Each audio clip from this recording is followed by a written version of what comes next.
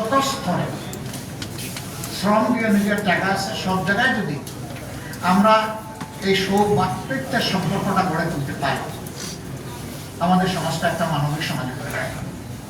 আমাদের ডাইনামিক্স, আমাদের শক্তি, আমাদের উৎপাদন ক্ষমতা অনেক বেড়েছে।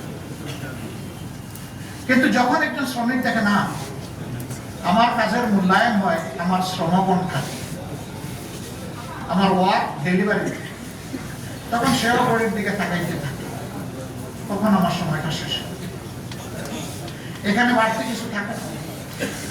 সন্তান এবং পিতার সম্পর্ক যদি থাকে, তার শেষ হয়ে গেল গিয়ে জিজ্ঞেস করবে আমার কি আর কিছু করার সুযোগ আছে?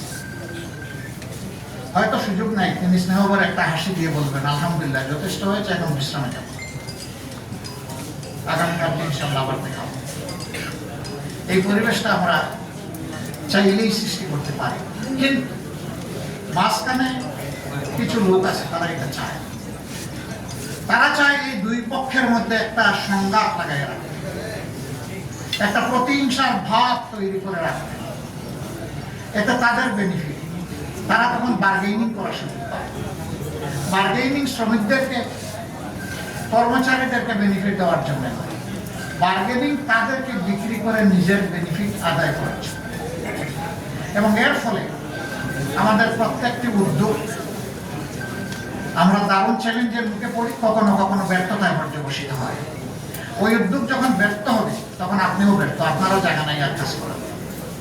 কিন্তু ওই দ্রুত লোকগুলা কিন্তু হারায় না, হারিয়ে যায় আমাদের সাধারণ শ্রমিকেরা। ইসলাম সেই কল্যাণের বিধান সব জায়গায় ঢুকাতে চায়, অন্তর্ভুক্ত করতে চায়। শ্রমিক কল্যাণ ফেডারেশন নাম দেখেন, শ্রমিক কল্যাণ ফেডারেশন। এটা শ্রমিকের কল্যাণে কাজ করে, প্রকৃত কল্যাণে কাজ করে। দুটা কল্যাণ, একটা হচ্ছে প্রত্যেক শ্রমিককে মানবিক অনুভূতি জাগিয়ে তুলে তার মাঝে নৈতিকতা তৈরি করে, সে সক্রিয় দায়িত্ববোধের জায়গা থেকে তার দায়িত্বের পুরাটা আদায় করে সে চাইবে তার পুরা রুজিটা হালাল হবে, এবং এর মাধ্যমে শ্রমগণ এলাকায় উদ্যোগগুলা সফল হবে।